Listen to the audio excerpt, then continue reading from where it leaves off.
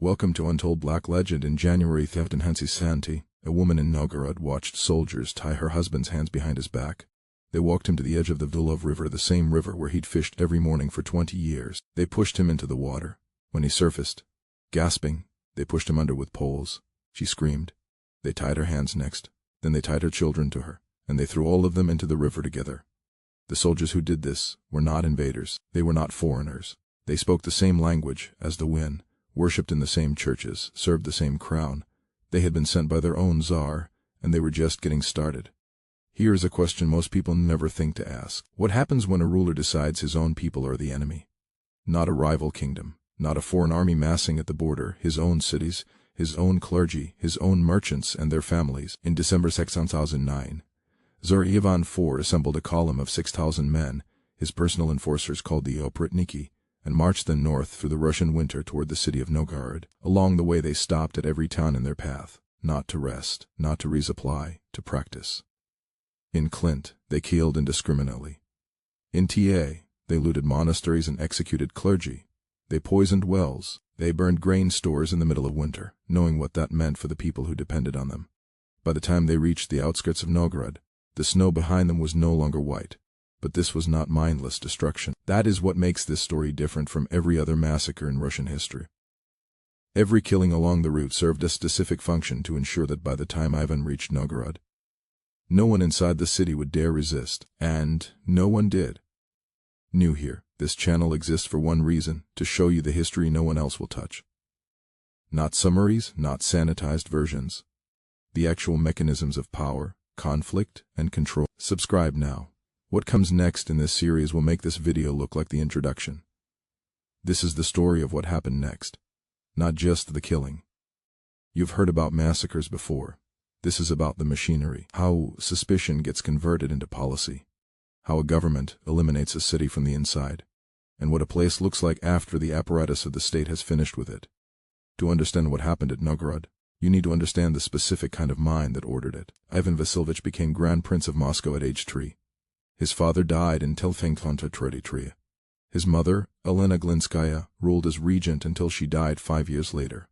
Ivan was 8. Here is what mattered about those next several years. The boy, Russia's feudal nobility, ran the government. Ivan held the title. They held everything else, and they made sure he understood the arrangement. Ivan later wrote that as a child, he and his brother were fed later not at all. He described being dressed in worn-out clothing while the boy wore furs. He described moments where nobles would sit on his dead father's bed, put their feet up on it, and look at him while doing so. Now it is worth pausing here. These are Ivan's own accounts written decades later when he had every reason to justify what he would eventually do. We cannot verify the details. What we can verify is the political situation. A child ruler surrounded by aristocratic factions who treated the throne as a piece of furniture to be fought over. At Thedan, Ivan made his first independent political decision. He ordered the arrest of Prince Andrei Shwisky, the most powerful boy. Shwisky was handed over to the palace kennel keepers who killed him. Whether Ivan ordered the killing specifically or simply allowed it to happen is debated. What is not debated is that every boy in Moscow received the message. In 1547, at age 16, Ivan was crowned not as Grand Prince but as Tsar. The title was deliberate. It derived from Caesar. It meant something different from every title before it. That the ruler of Russia governed not by the permission of his nobles but by divine authority. For the next 10 years, Ivan governed in a way that historians call his good period. He reformed the legal code. He created Russia's first representative assembly. He conquered Kazan and Astrakhan, expanding Russia's territory dramatically. He opened trade with England. But two things happened that cracked the architecture of the stability. In 1933, Ivan fell dangerously ill. He believed he was dying. He asked his boy to swear an oath of loyalty to his infant son. Several refused, others hesitated. Some openly discussed alternatives to the succession. Ivan recovered. He did not forget who had hesitated. Then in 1960, his first wife Anastasia, the one person in his court he appeared to genuinely trust, died. Ivan believed she had been poisoned. He commissioned investigation. He interrogated servants. He accused specific families. Whether Anastasia was actually poisoned remained unknown for centuries. In 2000, Russian scientists exhumed her remains and tested them. They found elevated levels of mercury and lead in her hair and bones. The results are not conclusive. Mercury was present in many medications of the era, but they suggest that Ivan's suspicion, whatever its origin, was not built entirely on paranoia. After Anastasia's death, the nature of Ivan's rule changed. Not gradually, the shift was visible within months. In December 1094, something happened that had never occurred in Russian political history. The Tsar left. Ivan packed his treasury, his icons, his family, and a selected group of loyal followers into a massive wagon train and rode out of Moscow to a fortified estate in Alexandria about 70 miles northeast of the capital. Then he sent 2 letters back to Moscow. The first was addressed to the Metropolitan, the head of the Russian Church, and the boy. In it, Ivan listed every grievance he held against the nobility, every act of disloyalty, every suspected betrayal.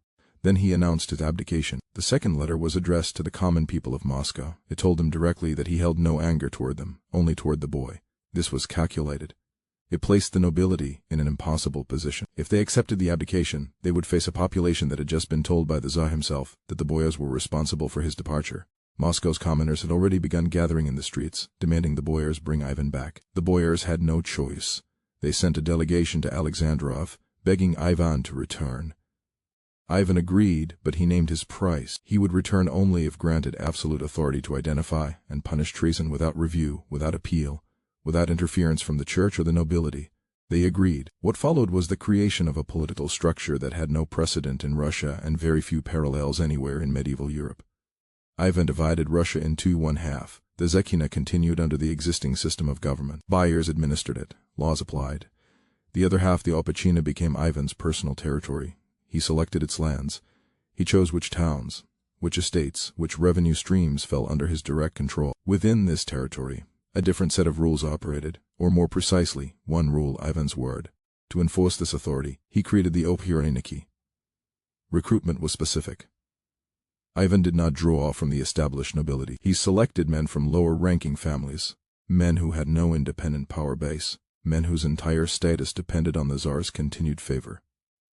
Estimates placed their number between 9 and 6,000 at various points. Their uniform was black. Their horses were black. From their saddles hung 2 symbols, a severed dog's head and a broom. The dog's head signified their role in sniffing out treason. The broom signified their role in sweeping it away. They lived together in a compound in Alexandria that Ivan organized like a monastery. He served as the abbot. They followed schedules of prayer and communal meals. Then they conducted interrogations and executions. The juxtaposition was not accidental. Ivan understood the power of ritual. By framing his enforcers as a religious brotherhood, he placed their actions within a framework of spiritual purification. Treason was not merely a political crime. It was a sin, and the Oprichniki were instruments of divine correction within their jurisdiction. The Oprichniki could confiscate property, detain anyone, interrogate anyone, execute anyone. There was no appeal, no external review, no mechanism of accountability except Ivan himself. Between Fanghat and Sekhtanayan, the Oprichniki dismantled the power of dozens of noble families. Estates were seized. Entire households were relocated or destroyed. The old aristocracy, the class that had humiliated Ivan as a child, was systematically broken, and Ivan's attention turned north. To understand why Ivan targeted Novgorod specifically, you need to understand what Novgorod was. For centuries, Novgorod operated as something unique in the Russian political landscape, a republic. While Moscow centralized power around a single ruler, Novgorod governed itself through a popular assembly called the Vez. Its prince was elected and could be expelled. Merchants, not military lords, held the real influence. The city's trade network stretched from the Baltic to Central Asia. This independence ended in 1378, when Ivan's grandfather, Ivan III, conquered Novgorod and formally absorbed it into the Muscovite state. He removed the Vespel, the symbol of the city's self-governance, and transported it to Moscow. But even after conquest, Novgorod retained differences. Its merchant class maintained international connections, especially with the Hanseatic League. Its cultural identity remained distinct. Its citizens remembered what they had been. Ivan IV knew this. Every ruler since 1378 knew this. Novgorod was obedient, but it was not the same as Moscow. It cooperated, but it remembered its past. In 1399, a document reached Ivan claiming that Novgorod's archbishop and leading citizens were conspiring to deliver the city to the Polish-Lithuanian Commonwealth, Russia's rival to the west. Modern historians have examined this claim extensively. The consensus is skeptical. The document may have been fabricated, possibly by rivals of the Novgorodian elite, possibly by Ivan's own agents. The timing was convenient. Ivan needed to fund his ongoing Livonian war, and Novgorod was wealthy. But here's what matters for understanding what happened next. It did not matter whether the conspiracy was real. What mattered was that Ivan had a document. A document created a justification. A justification activated the Oprichnina's machinery, and once that machinery was activated, it followed its own logic. The question was never, is this true? The question was, what will happen now? Most channels cover history by telling you what happened. This channel exists to show you how it happened, the mechanisms, the decisions, the specific sequences that turn political suspicion into mass death. If that is something you want to understand, subscribe now. More examinations like this one are already in production. In December 1969, Ivan assembled his forces in Moscow and began the march north. The column moved slowly, deliberately. Ivan brought not only his Oprichniki, but also regular military units and members of his court. The force was large enough to be seen from a distance. That was intentional. The first town in their path was Clint. What happened at Clint set the template. The Oprichniki entered the town and began killing, not selectively, broadly. Contemporary sources described the slaughter of inhabitants without recorded interrogation or charges. Property was seized. Structures were burned. There was no strategic reason to attack Clint. The town had no connection to the alleged Novgorod conspiracy. The function was communicative. What happened at Clint would be reported in every town between Moscow and Novgorod within days. Next was T-Fair. Tear was larger and more significant. The Oprichniki attacked the city's monasteries and churches. First, clergy were killed. Treasures accumulated over centuries. Icons, liturgical vessels, manuscripts were confiscated. Then the killing expanded to the general population. Sources suggest thousands died over a period of days. Modern archaeological surveys of mass burial sites near Tear provide physical evidence consistent with these accounts. Along the route, the Oprichniki also systematically destroyed food supplies. Granaries were burned. Livestock was slaughtered or driven away. In the middle of a Russian winter, this carried a specific implication. The towns they passed through would face starvation in the months that followed, whether or not anyone else touched them. By the time advanced units reached Novgorod's outskirts, the population inside the city had heard what was coming. Travelers, refugees, and survivors from Clinton's fair had arrived with accounts of what they'd witnessed, but there was nowhere for Novgorod citizens to go. On January 2, 1970, the Oprichniki sealed the city. Guards were posted at every gate. The walls that had once protected Novgorod from foreign invaders now served a different function. No one was allowed out. For 4 days after sealing the city, the Oprichniki did not begin mass operations. They established checkpoints. They confiscated weapons. They identified the homes and businesses of the wealthiest citizens, the most prominent clergy, the most influential merchants. They made lists. On January 6th, Ivan himself entered Novgorod. He went first to the Cathedral of St. Sophia, the spiritual center of the city, the oldest cathedral in Russia. Archbishop Pimen, the head of Novgorod's church, greeted him according to custom, offering a blessing and a cross. Ivan refused the blessing. He accused Pimen to his face of treason. He called him not a shepherd but a wolf. He ordered Pimen arrested and stripped of his vestments. Then he sat down and ate dinner. The next morning the operations began. The structure was systematic. This is what distinguishes Novgorod from a conventional military sack. Ivan established a tribunal. Suspects were brought before him in groups, sometimes dozens at a time. They were accused of participating in or knowing about the conspiracy to defect to Lithuania. The interrogations followed patterns. Questions were asked, answers were recorded, then sentences were delivered, but the outcomes were predetermined. The tribunal existed to create the appearance of process, not to determine guilt. After sentencing, the condemned were taken to the Vulov River. Here is what happened at the river, according to multiple contemporary sources, including accounts from foreign diplomats, Russian chronicles, and the records of Ivan's own court. Victims were bound, hands and feet. Entire families were tied together. Women were bound to their husbands. Children were bound to their mothers. They were pushed from a bridge or from the river back into the freezing water. The Oprichniki stationed themselves in boats along the river. Those who surfaced or who drifted close to the banks were pushed back under with boat hooks, poles, and axes. This continued daily. Simultaneously, the Oprichniki conducted sweeps through the city. Monasteries were entered and stripped. Icons were collected not for preservation, but because they were often decorated with gold leaf and precious stones. Treasuries were emptied. Warehouses containing trade goods were seized. Merchants who resisted or hid assets were subjected to interrogation methods designed to produce compliance. The scope expanded over the weeks. Initial targets were clergy and nobles, then wealthy merchants, then ordinary merchants, then anyone who had any connection to the initial suspects, then people whose only crime was proximity. The executions at the river continued. Other methods were also employed. Sources reference mass burnings, though the details vary between accounts. What is consistent across sources is the scale and the duration.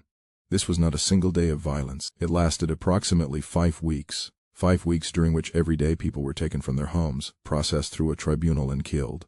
The city's economy was dismantled in parallel, not as collateral damage, as policy. Trade goods were seized, warehouses were emptied, market stores were destroyed. The infrastructure that made Novgorod a commercial center was physically removed. When Ivan finally departed on February 12th, he gave a speech. He addressed the surviving population. He told the remaining leaders of the city to pray for his reign and to live in peace. Then he rode south. Behind him, the city had been emptied of its leadership, stripped of its wealth, and reduced in population by thousands. The exact death toll remains disputed. The lowest modern estimates place it at 2,000 to 3,000.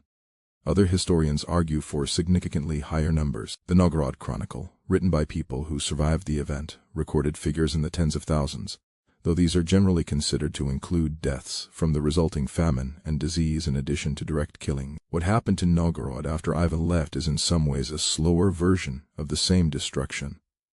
The city had lost its archbishop, its senior clergy, its wealthiest merchants, and a significant percentage of its general population. But the killing was only the most visible part of the damage. The Oprichniki, had confiscated the city's accumulated trade goods. They had destroyed warehouses and market infrastructure. They had killed or displaced the people who managed Novgorod's commercial networks, the connections to Hanseatic traders, to Baltic merchants, to the routes that had made Novgorod one of the wealthiest cities in Northern Europe. Trade networks are not buildings. You cannot rebuild them with timber and labor. They are relationships built over generations, and they were gone. The famine that followed was predictable. The Oprichniki had destroyed food stores along their entire route, not just in Novgorod, but in every town between Moscow and the city. The winter of 1270 became a period of mass starvation across northwestern Russia. Disease followed the famine. The death toll from these secondary effects likely exceeded the direct killings. Novgorod never recovered its former position, not in Ivan's lifetime, not in any lifetime after. The city that had once been a rival to Moscow, a center of self-governance, a hub of international commerce, it became a provincial town. It remains one today. The Oprichniki itself did not survive much longer. In 1571, Crimean Tatar forces under Devlet Gira launched a major raid on Moscow. The Oprichniki, the force Ivan had built to fight internal enemies, proved unable to fight external ones. They had spent years conducting confiscations and executions. They had not trained for battlefield combat. Moscow burned. Ivan formally disbanded the Oprichniki in 1592. He banned the word itself. Anyone who spoke it could be punished. But the effects of what the Oprichniki had done, the economic disruption, the destruction of the nobility, the breaking of institutions, continued to compound. When Ivan died in 1584, he left behind a state that was more centralized than any previous Russian government. He also left behind a state that was economically weakened, politically fractured, and demographically damaged. Within 2 decades of his death, Russia entered a period known as the Time of Troubles, a 15-year crisis of succession, civil war, foreign invasion, and famine that killed approximately 1/3 of the Russian population. Historians debate how much of the Time of Troubles can be attributed directly to Ivan's policies. The connections are not simple, but the Oprichniki destroyed the institutional structures, the experienced noble families, the independent power centers, the economic networks that might have provided stability during the succession crisis. The riders in black are gone. The dogs' heads and brooms are artifacts in museum collections. The word Oprichniki carries no political power anymore. But the sequence had demonstrated suspicion, document, justification, machinery, silence, did not disappear with the men who carried it out. It appeared again in different countries under different names, with different symbols hanging from different saddles. The structure remained the same. A ruler who cannot distinguish between threat and dissent, an apparatus designed to confirm what it was built to find, and a population that learns through specific and repeatable experience that silence is the only safe position. Novgorod learned that lesson in 5 weeks during the winter of Taust. The river kept moving after the bodies stopped. The city did not.